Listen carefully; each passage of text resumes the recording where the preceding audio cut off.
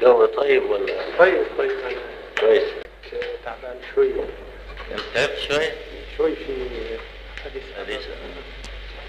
خطط مواصلات والله امبارح كان باين عليك برضه مثل تعبت شوية. أيوة، لكن زال كل شيء الحمد لله. أيوة، كيف الحال؟ والله كويس الحمد لله، لكن يعني احنا لا نثق في امريكا ولا في اسرائيل بالطبع. على هذا الاساس بنخاف انهم يعملوا لنا عمليات مفاجئة، ولكن الحال مما جميعه احسن بكثير. كانت امتى اخر مقابلة لينا؟ مقابلة في نوفمبر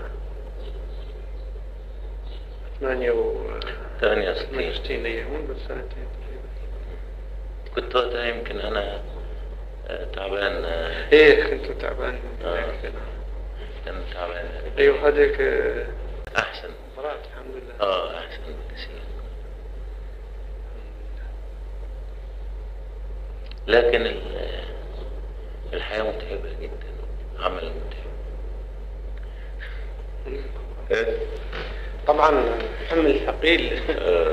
أعباء ثقيلة تحملوها، ولكن والحقيقة يعني نحن أيضا نواجه مزايدات عربية.